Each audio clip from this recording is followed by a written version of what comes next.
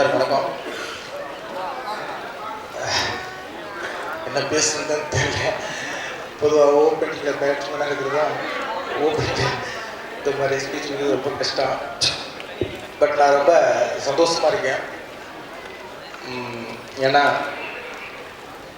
2010 இதே ஸ்டேஜில் ஐயா கலைஞர் ஐயா முன்னிலையில் Vamsam audio launch Suriya sir ji sir தான் விட்டாங்க 2010. இப்போ 2015. அதுக்கப்புறம் இந்த ஸ்டேஜில் திருப்பி என்னுடைய ஆடியோ லான்ச் ஏறுறதுக்கு 5 வருஷம் ஆயிடுச்சு.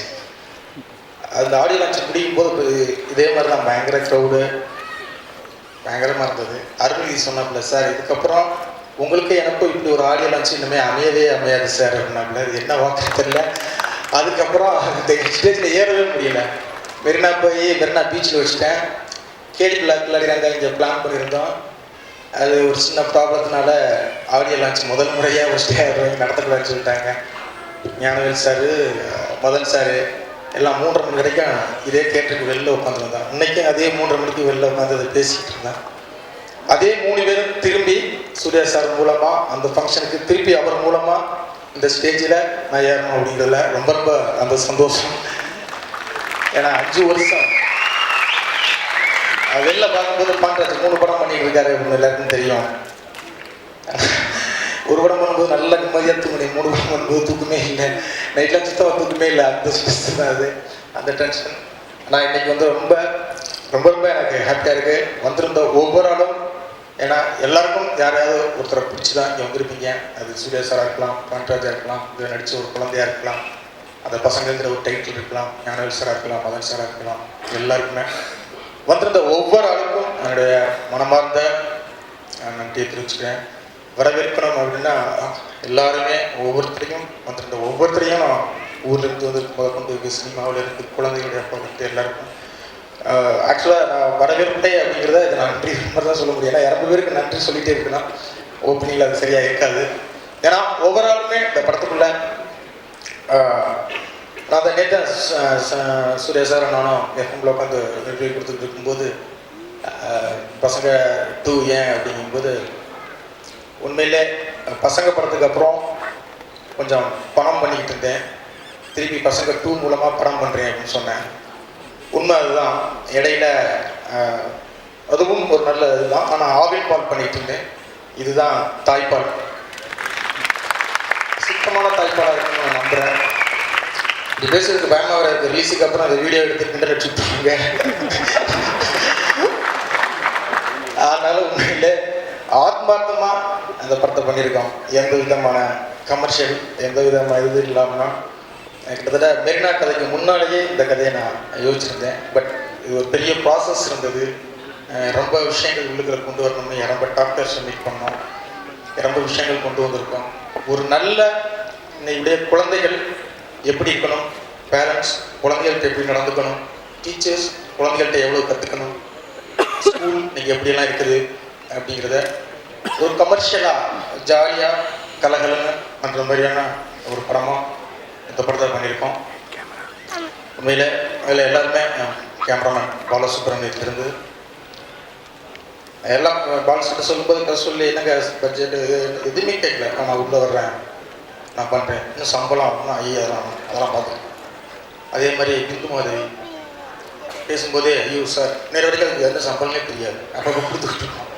அதே மாதிரி தான் ஆர்டேட்டர் பிரபாகர் எல்லாருமே இந்த படத்துக்குள்ளே ரொம்ப வரணும், நல்லா வரணும் அப்படிங்கிறது. அதே மாதிரி இந்த ஷூட்டிங் நடந்த ஸ்கூல்ஸ் எல்லாருமே பசங்க மாதிரி ஒரு படம் பண்ணுறோம் அப்படின்னோடனே எல்லாருமே பயங்கரமாக ஹெல்ப் பண்ணாங்க. இங்கே உள்ள ஒவ்வொரு குழந்தையும் ஒவ்வொரு அம்மாவும் அதே மாதிரி நடித்த ஒவ்வொரு குழந்தைங்களுடைய அம்மாவுக்கு பின்னாலேயும் ஒரு இந்த படத்துக்கான வெளியது இருக்குது. அவ்வளோ பேருக்குமே நன்றி சொல்லணும் உண்மையில். ஏன்னா உண்மையாக ரொம்ப கஷ்டம் அவங்களை வச்சு இது பண்ணுறது. சில நேரங்களில் கோப்பிடுவோம். அவ்வளோ பொறுமையாக ஏதோ ஒரு நல்ல விஷயம் சொல்கிறதுக்காக பண்ணுறாங்க அப்படின்னு இருந்தது. அவ்வளோ பேருக்கும் நன்றி. ஒரு நல்ல விஷயத்த சொல்கிறோம், இதை நான் மட்டும் சொல்கிறத விட சூர்யா சார் மாதிரி ஒரு ஆள் வந்து கத்தி உடக்க சொன்னால் இன்னும் நல்லா ரீச் ஆகும் அப்படிங்கிறதுக்காக தான் சூர்யா சார்கிட்ட போய் இந்த கதையை சொன்னேன். உண்மையிலேயே ரொம்ப தேங்க்ஸ் சார். ஏன்னா இன்றைக்கி வந்து ஸ்டுடியோ கிரீன் எஸ்கே பார்ட்டிஸ் வரைக்கும் வளர்ந்து ஒரு நல்ல ரீச்சுக்கு வந்திருக்குது. எல்லாருக்குமே நன்றி. முக்கியமாக அருள் கரளி படத்துக்கு நல்ல மியூசிக் பண்ணியிருக்காரு. பாவம் முந்தா நாள் வந்து ஒருத்தர் ஃபோனில் பிடிச்சி திட்டிக்கிட்டே இருக்கேன் பயங்கரமாக. யார் சார் அப்படின்னாரு. ஏன்னா அதுக்கு முன்னால் அவரை திட்டியிருந்தேன். இல்லை ராஜா சார் இப்படி ராஜா சார் அப்படின்னேன். ஓ ப்ரொடக்ஷன் சைடு திட்டுவீங்களா சார் அப்பா அப்படின்னு. நல்லா பண்ணுறதுக்காக யார் வேணாலும் திட்டுவீங்க.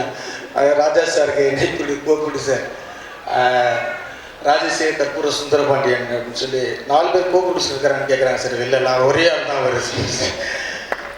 ரொம்ப தேங்க்ஸ். அவருக்கும் பயங்கர சப்போர்ட்டாக இருந்து இது பண்ணது. என்னுடைய அசிஸ்டன்ட்ஸ் எல்லாத்துக்குமே சொல்லணும். குறிப்பிட்ட அசிஸ்டன்ட் இருந்து கோவத்துக்குறம் அவங்கள தான் பார்ப்பேன். உண்மையிலே இன்னொன்று என்ன அப்படின்னா ஒவ்வொரு சீன்லையும் திடீர்னா இந்த சீனில் ஒரு ஆள் அது யார் வேணாலும் நடிக்கலாம். ஒரு ஜூனியர் ஆர்டிஸ்டோட நடிக்கலாம். திடீர்னு கனியன்கிட்ட போய் என்ன ஒரே ஒரு சீன் அப்படி போகிற போக்கில் ஒரு டைலாக் பேசுகிற மாதிரி இருக்குது பண்ணுறீங்களா அப்படின்னு வரட்டச்சலாம் அப்படின்ட்டு வந்து நடிச்சு கொடுத்தாரு. அதேமாதிரி ஜெயபிரகாஷ் சார் சார் ஒரே ஒரு 4 ஷாட் தான் வரும் நடிக்க முடியுமா அப்படின்பேன். ஐயோ சார் வர்றேங்க சார் அப்படின்னு சொல்லிட்டு விட்றாரு. அந்த மாதிரி சதீஷ் சிற்பி சார் பக்கத்து வீடு என்ன சார் நல்லா இருக்குங்களா ஷூட்டிங் நல்லா போதா அப்படின்னு சும்மா தான் இருக்கீங்க வாங்க சார் ஒன்றும் நடிக்கணும்னு சொல்லி அவரையும் நடிக்க வச்சு இந்த மாதிரி படத்துக்குள்ள ரொம்ப பேர் சின்ன கேரக்டர் எல்லாருமே என்னென்னா படம் நல்லா வரணும் அப்படிங்கிற ஒரு நோக்கம். அதே மாதிரி Vijay sir camera director Vijay sir நன்றி. ஏன்னா அமலாப்பால் ஒரு பேட்டியில் அவருடைய கனவு சூர்யா சார் தான் நடிக்கிறது நிறைவேறமாக போச்சுன்னு சொன்னாங்க. பாவம் பிள்ளையே அந்த நிறவாசியோடையே போகணும் சேர்த்து சிம்பு நைனையே சேர்த்து வச்சோம் சார் நடிச்சுட்டு போப்பா அப்படின்னு சொல்லிட்டு விஜய் சாருக்கு போன் வச்சேன். சார் அவங்க நடிக்கிற இல்லை சார் ஐடியா இல்லையே சார் அப்படின்னாரு. அவருக்கு வந்து சேஃப்டியாகவே இல்லை சார் அம்மாக்கு வந்து கேட்டு சொல்லுங்க அப்படின்னேன். கேட்ட உடனே அதுக்கு இடையிலேயே நடிச்சு கொடுத்தாரு. அதே மாதிரி முனிஷ்கா அதே மாதிரி ஒரு படம் 4 படம் பண்ணிட்டோம் 4 படம் நடிச்சிட்டோம். வந்து சும்மா 2 ஷாட்லாம் நடிச்சு கொடுத்துட்டு எங்கள் கூட ஒர்க் பண்ணி என்னன்னா அந்த படம் ஒரு நல்ல இடத்துக்கு வரணும் அப்படிங்கிற எல்லாருடைய நல்ல இடத்துக்கு நான் முதல்ல நன்றி சொல்லிக்கிறேன். எல்லாருமே கண்டிப்பாக இன்னும் 3 ஆடியோ லான்ச் அடுத்தடுத்து இருக்குது. எல்லாருக்கும் சொல்லாதவங்களாம் அடுத்தடுத்து நான் சொல்லிக்கிறேன். அவர் பண்ணி நன்றி சொல்லிகிட்டே இருந்தேன்னா ஓப்பனிங் பேட்ஸ்மேன் சரியில்லைன்னு சொல்லுவாங்க. அதனால் அடுத்த கடத்துக்கு போகலாம் அப்படிங்கிறதுக்காக நான் இது பண்ணிக்கிறேன். எல்லாருக்குமே நன்றில் ஒர்க் பண்ணிய டெக்னீஷியன் எடிட்டர் டேரக்டர் எல்லாத்துக்கும் நன்றி. பால் சாருடைய ஹெல்ப்பு நான் பேச வேண்டாம். பால் சார் நம்ம வரவங்க போகிறாங்க பேசிகிட்டு இருப்பாங்க உங்களை பற்றி. நான் அடுத்து ரொம்ப முக்கியமான ஒருத்தரை மேடையில் ஏற்று போகிறேன். உங்களுக்கு ரொம்ப பிடிக்கும் ஒரு ஏற்போது எப்போவுமே ஷூட்டிங்கில் வந்து அவ்வளோ அடித்தாலும் தாங்குவார். அவ்வளோ மூஞ்சி பிரகாசமாகவே இருக்கும். இந்த படத்துடைய ஹீரோ கவினை மேடைக்கு அழைக்கிறேன்.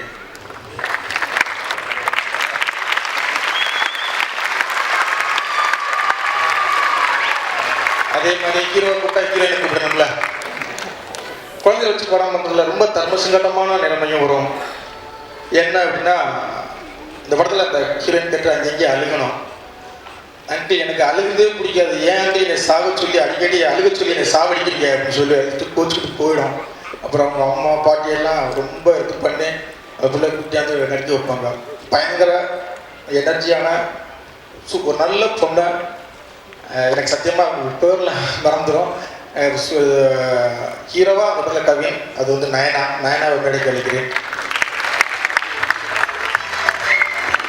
படத்தில் மெயின் ஹீரோயின். அடுத்து இன்னொருத்தர் மேடை கிடைக்கணும். அவர் இந்த படத்தில் வந்து கேரக்டர் ஆர்டிஸ்ட் தான். கதையை சொன்னால் கண்டிப்பாக நான் தயாரிக்கிறேன் அப்படின்னாரு. அவர்கிட்ட போயிட்டு இதில் ஒரு கேரக்டர் ஆர்டிஸ்ட்டுக்கு பண்ண முடியுமா அப்படின்னு கேட்டேன்.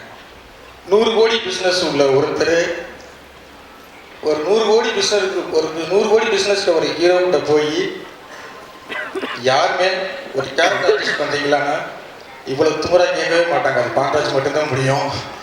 அதே மாதிரி 100 கோடி பிஸ்னஸ் இருக்கிற ஒரு ஹீரோ இவ்வளவு துல்லா நான் அதை பண்ணுறீங்க சார் அப்படின்னா யாரும் ஒத்துக்கவே மாட்டாங்க. அது சூர்யா சார் நான் மட்டும்தான் முடியும்.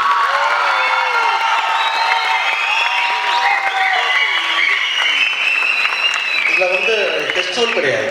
Character artist. Amala Paul character artist, Indhu மாதிரி character artist, Karthi character artist. இவங்க தான் ஹீரோ, இவங்க தான் ஹீரோயின்.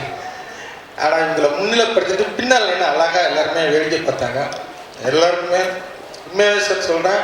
இந்த படம் வந்ததுக்கப்புறம் ஒவ்வொரு ஹீரோவுமே சூர்யா மேம் நம்ம ஒன்று பண்ணணும் அப்படிங்கிற ஒரு விஷயத்தை தூண்டுச்சுன்னா நான் நல்ல படம் பண்ணியிருக்கேன் அப்படின்னு நான் நினைக்கிறேன்.